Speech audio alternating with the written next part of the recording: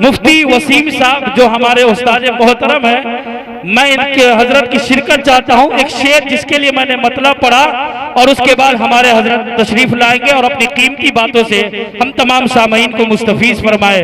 और सुनिए कि जहां सारे तबीबों ने, ए सिकंदर साहब शेर सुन लीजिए, ऐसा लग रहा आप शेर को छाती पर चढ़कर आजान दे रहे हैं। शेर सुनिए कि जहां सारे तबीबों ने दे दिया था जवाब, अरे मरीज हो गया अच्छा दुरूद पढ़ पढ़ कर।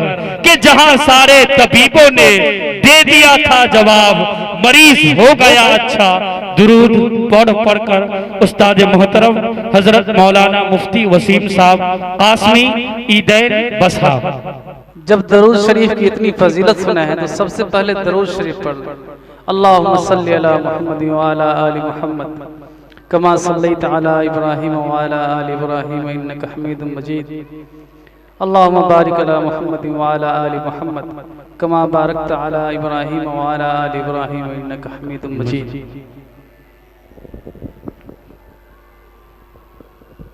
बच्चे सब सो रहे हैं, सारे बच्चे खड़े हो जाओ तो अपनी अपनी कुर्सी पर से। कुर्सी कोई किसी की लगा नहीं, खड़े हो जाओ, सब खड़े हो जाओ। हम भी खड़े हो जाते हैं, लो सब खड़े हो जाओ, सब खड़े हो जाओ। बोलो नारे तकबीर, अल्लाहु अकबर। सब बच्चे बोलो नारे तकबीर, अल्लाहु अकबर। हाफिज आशिक इलाही बोलो जिंदाबाद, हाफिज आशिक इलाही जिंदाबाद, हाफिज आशिक इलाही जिंदाबाद, हाफिज तफज्जुल हुसैन जिंदाबाद, हाफिज तफज्जुल हुसैन जिंदाबाद। देखो आपके नाम का भी नारा लगेगा किस दिन, जिस दिन आपके लिए ये मजलिस रहेगी, ठीक है। मजा आया कि नहीं आया? अरे बच्चा सब बोल नहीं रहा, पहले दिन देखा है हमको। मजा आया कि नहीं आया? हाँ वाह। अब हम बैठ जाएं।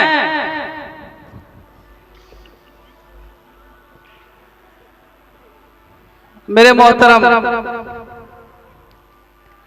इससे बड़ी मजे की बात और क्या होगी। हमको हंसी आ रही थी मजा आया कि नहीं मजा आया पे, लेकिन बहुत मजा आया। हमको ये बात सुनकर के इतना मजा आया कि हम कल आने वाले थे और जैसे ही खबर सुनी और हम चल दिए। तो ये मजे की महफिल है। इतना बड़ा मजा कि अभी शायर इस्लाम जनाब माहिर भारती साहब फरमा रहे थे कि हाफिज बनने के लिए ऐसी ऐसी जगहों पर ऐसे ऐसे उलमाए किराम तशरीफ फरमा है और बच्चों को हिफ्ज़ शुरू करके हिफ्ज़ खत्म करवा दे रहे हैं। जबकि हाफिज बनने के लिए लोग समझते थे या तो यूपी जाना पड़ेगा या गुजरात जाना पड़ेगा। और ऐसी जगह पर जहां पे बच्चा अपने घर में रहता है, अपने घर में सो रहा है, पढ़ाई के वक्त के अलावा फिर उसी माहौल में चला जाता है, खेतों में चला जाता है और फिर वो कुरान को याद करके उसको याद रख रहा है। ये बेशक अल्लाह की कुदरत है और उस्ताद मोहतरम की इनायत है। और मेरे बुजुर्गों, आप लोगों पर अल्लाह की रहमत है। मैंने बहुत पहले ही कहा था कि ये जो आपको इमाम मिले हैं ये उस बुजुर्ग की दुआ है जो पूरी उम्र यहाँ पर कभी एक दिन के लिए इमाम खाली नहीं छोड़ा, जनाब डोमी चचा साहब। बेशक अल्लाह पूरे गांव के अंदर हर एक मस्जिद में गैप हुआ है, लेकिन मुझे जब से अकल है और आप लोगों को बताएंगे कि कभी उन्होंने यहाँ इमाम की जगह खाली नहीं छोड़ा। और उसी की बरकत है कि आज उनका पोता नहीं पर पोता हाफिज कुरान हुआ है उसी दरवाजे से, और दूसरा भी पोता हाफिज कुरान हुआ है। सब तो पोता ही है उनके। तो मेरे बुजुर्गों, ये क्या कहते हैं, ई सादत बज़ोरे बाजू ने ताब न बख्शत खुदाए बख्शिंदा। ये अल्लाह ताला का इनाम है, ये अल्लाह ताला का एहसान है, ये अल्लाह ताला का इकराम है। और मैं बच्चों से बात कर रहा हूं कि हाफिज होना क्या होता है। हाफिज होना होता क्या है? हाफिज होना ये है कि पूरे कुरान को जुबानी याद कर लेता है आदमी और फिर उसको भूलता नहीं है। और फिर नमाज के अंदर उसको खड़ा होकर पढ़ लेता है। यह है हाफिज। हाफिज होने से दुनिया में क्या मिलता है, जो आप देख रहे हैं, जो भी आदमी स्टेज पर आ रहा है उसका नाम ले रहा है। और अभी देखिएगा आप सभी लोग, इनके सर पे एक पगड़ी बांधी जाएगी और इस इलाके के बड़े बड़े लोग यहाँ मौजूद हैं, बड़े बड़े लोग इस इलाके के मौजूद हैं, जो अभी शायरे इस्लाम फरमा रहे थे कि पूरे इलाके की नुमाइंदगी कर रहे हैं। बिहार की मरकजी जगह इमारत शरिया के अंदर मुफ्ती आफ्ताब साहब, वो भी यहाँ मौजूद हैं। इसके अलावा आप सभी उलमाए किराम को जानते और पहचानते हैं, सभी लोग यहाँ मौजूद हैं। और सभी लोग जब इनके सर पे हाथ रखेंगे तो आपको एहसास होगा कि क्या बात है, वाह, दिल से आवाज आएगी कि मजा आ गया। तो मेरे बुजुर्गों, उस वक्त उस मजे के साथ साथ एक और मजा लेने की जरूरत है आपको। हम देखते हैं कि इस मौके पर कौन कौन इस बच्चे को, इस हाफिज कुरान को अपनी दुआओं से नवाजता है। दुआ का मतलब क्या होता है पता है? ये अब देखते हैं कि मुंह से भी, जुबान से भी दुआ देना है और जेब से भी दुआ देना है। जब इनकी पगड़ी बंधा जाएगी और ये यहाँ पर खड़े हो जाएंगे, उसके बाद आप लोगों को आ करके इनको दुआ देना है। ठीक है, इंशाल्लाह देंगे, देंगे ना सब आदमी? ठीक, इंशाल्लाह।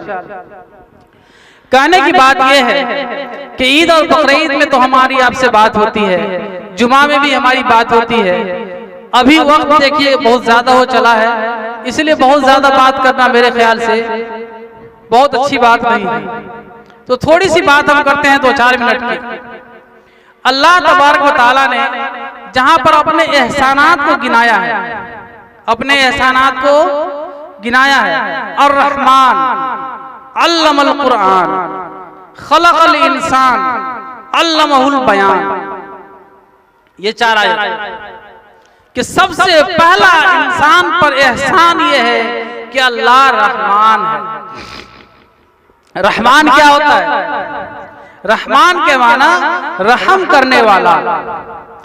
इस सिफत के अंदर एक हैजान की कैफियत होती है, एक उबाल की कैफियत होती है। जिस तरह से समुंदर ठाठे मारता है, जिस तरह से आंधी और तूफान आता है, उस तरह की रहमत है अल्लाह की, एकदम तूफानी रहमत।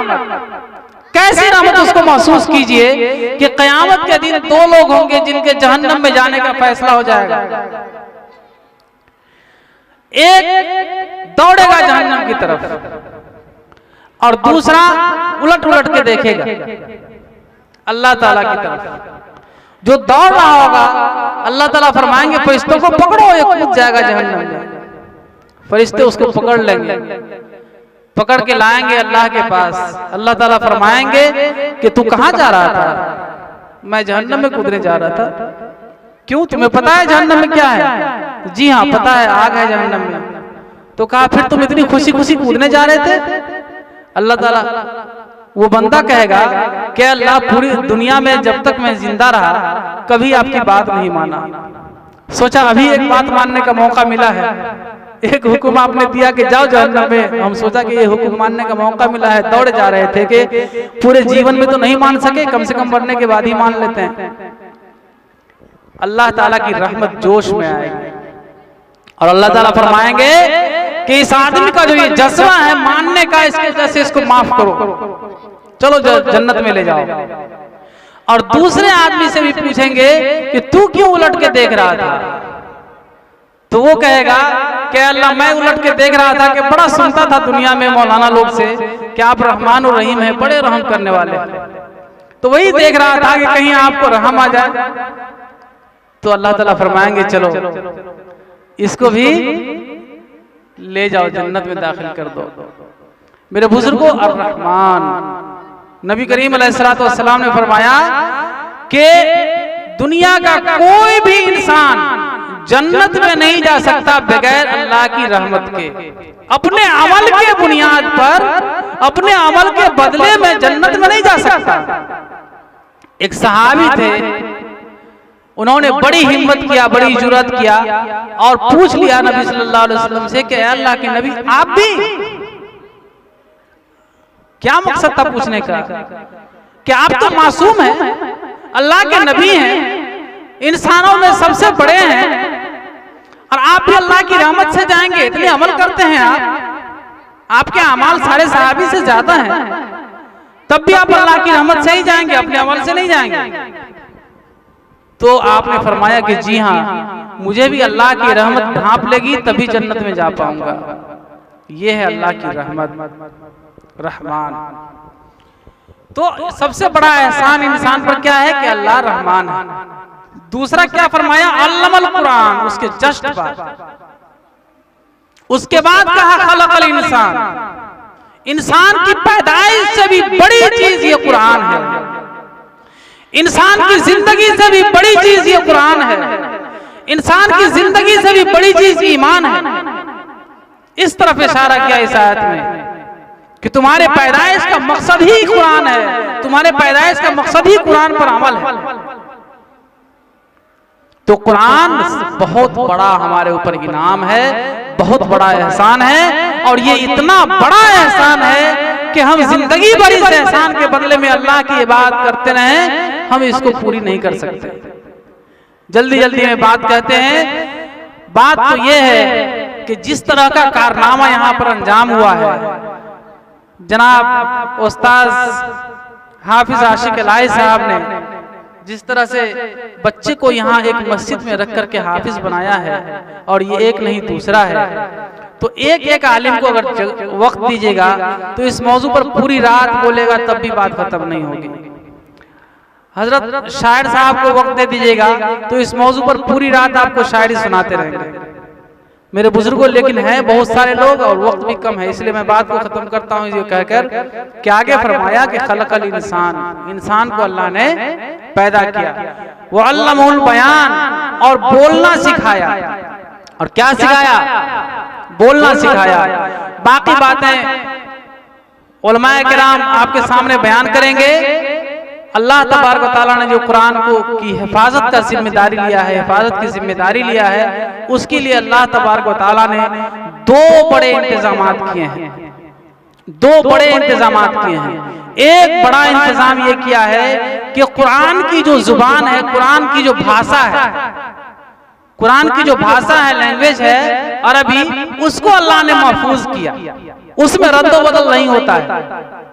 जो 1000 साल पहले, 2000 साल पहले जो भाषा थी अरबी की, वही भाषा आज भी है। कुरान को जितने लोग सहाबा समझते थे उतना ही आज भी समझा जाता है।